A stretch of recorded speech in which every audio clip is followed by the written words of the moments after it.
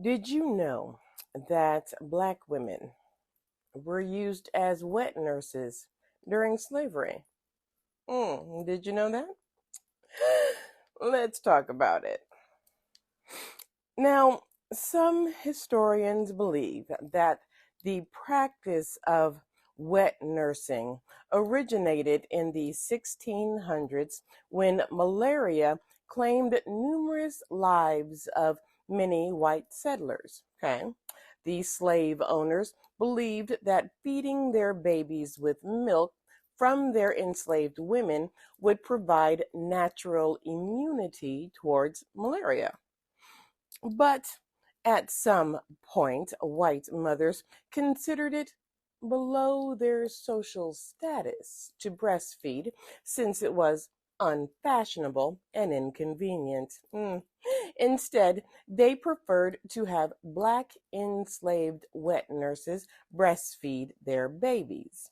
Wives of slave owners would often time their pregnancies with that of their slaves and then forcefully separate enslaved new mothers from their infant to serve as wet nurses. Yeah. These wet nurses were a valuable commodity.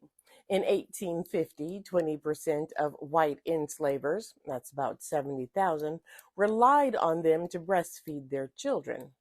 Now, while wet nursing was a global and ancient practice for enslaved African women, it was dehumanizing and traumatic, stripping them of autonomy over their own breasts. Enslaved in Mississippi, Maddie Logan described her mother's role as a wet nurse. Mother nursed all Miss Jenny's children because all of her young ones and my Mammy's was born so close together. It wasn't no trouble at all for Mammy to raise the whole caboodle of them. They say I was nursed on one breast while that white child, Jenny, pulled away at the other. That was a pretty good idea for the mistress, for it didn't keep her tied to the place and she could visit around with her friends most any time she wanted. Forced wet nursing led to the disruption of the mother child relationship, creating anguish and guilt for black mothers and distress for their babies.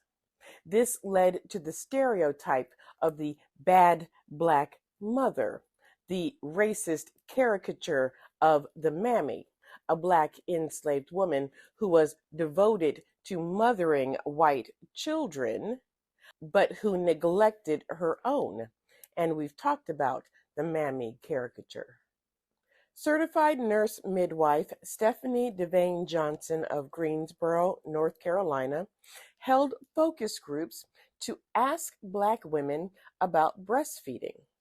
And there were some older Black women who wanted to disassociate themselves from the past, from slavery, and from wet nursing. She explains that often young slave women were pressed into giving their milk to white infants. That image of a mammy when people would say that, reads one of the quotes Devane Johnson collected from her focus groups. It did conjure up those pictures of the women feeding the white babies and all that. And the cultural memory has been passed down even to younger women. It really was amazing. In my 18 to 29-year-old breastfeeding group, there was a young lady in there who said, yeah, the white men used to steal the slaves' milk, she said.